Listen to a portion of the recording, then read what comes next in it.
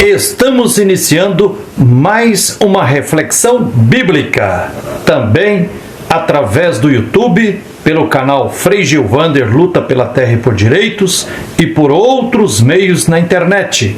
Hoje, para refletir com você sobre o livro do profeta Ezequiel.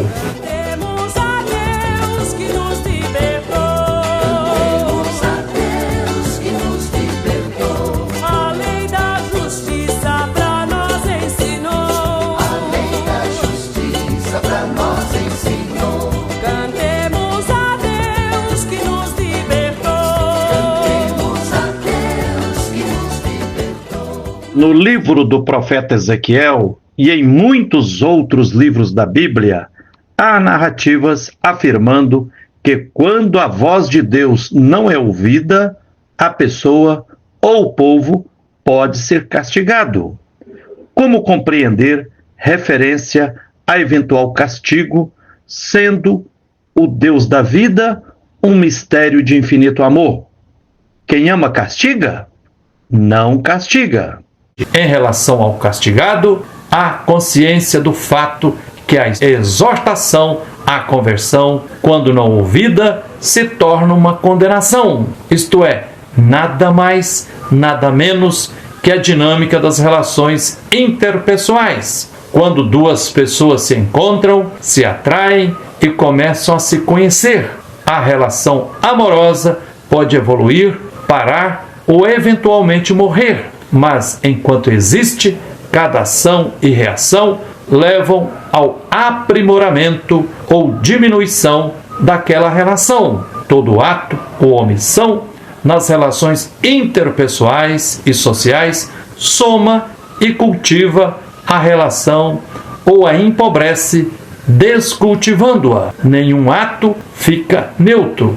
Ação e reação não é apenas a terceira lei da física de Isaac Newton, que rege a relação entre corpos, mas permeia e perpassa as relações humanas, sociais e ecológicas. O apóstolo Paulo não se esqueceu da lei, princípio da ação e reação.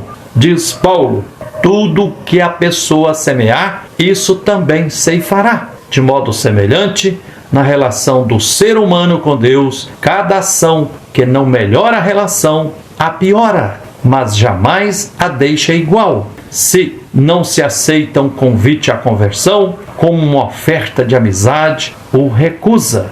E esta recusa tornará mais difícil que aconteça um novo convite. Gato escaldado com água quente tem medo até de água fria, diz a sabedoria popular. Além disso, aceitar uma nova oferta de amizade implicaria em reconhecer o erro precedente, o que pode exigir um grau maior de humildade. Em relação aos profetas e profetisas, este processo se explica na medida em que os intérpretes de Javé sabem do paradoxo da missão deles.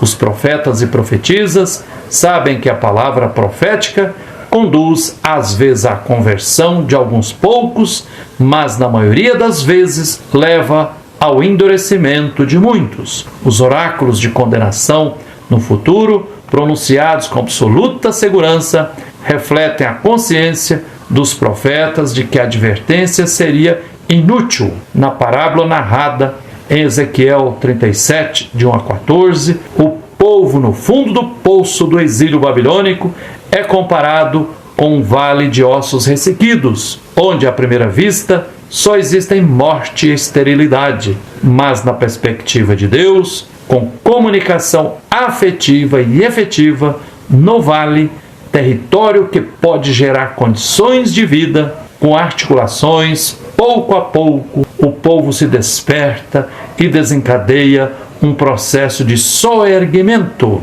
O profeta se movendo no meio das pessoas do povo, como ossos ressequidos, convivendo, ouvindo seus clamores, identificando suas forças e sabedoria, pouco a pouco se torna instrumento de um espírito de vida que vai surgindo no meio das relações humanas que vão se travando. ao acordar no povo a utopia da libertação e da presença do Deus da vida junto ao povo, como ossos ressequidos, começa a se aproximar, a se unir, a se organizar e empreende um processo pedagógico de libertação do fundo do poço. O profeta sopra sobre o povo exilado da mesma forma que Deus soprou o barro com o qual criou Adão e Eva. Ou seja, com a experiência do exílio, o povo reescravizado está sendo recriado e refazendo a história de libertação. Enfim,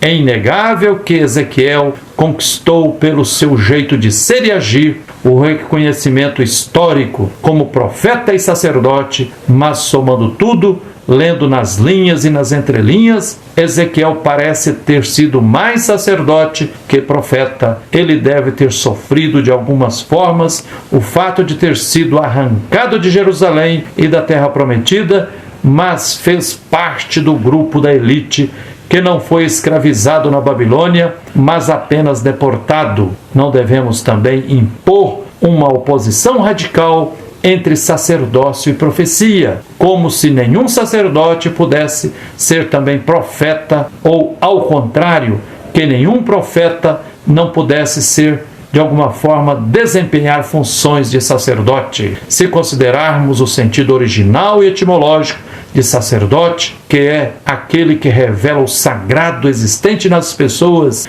e em toda a criação, o profeta tem também esta dimensão na sua missão. A oposição principal acontece nas formas históricas do sacerdócio e da profecia, quando o sacerdote se alia aos opressores e exploradores, e quando o profeta também se torna falso profeta por ter se associado à elite dominante da política, da religião e da economia. O poder religioso está assentado sobre os 4 pilares: o templo, o sacerdote, as leis eclesiásticas e o culto. Leonardo Boff não foi silenciado pelo cardeal Ratzinger e pelo Papa João Paulo II por ter escrito sobre o Jesus libertador, sobre o rosto materno de Deus, mas porque escreveu questionando o poder da Igreja no livro Igreja, Carisma e Poder. Seguir o Evangelho de Jesus exige que não podemos evangelizar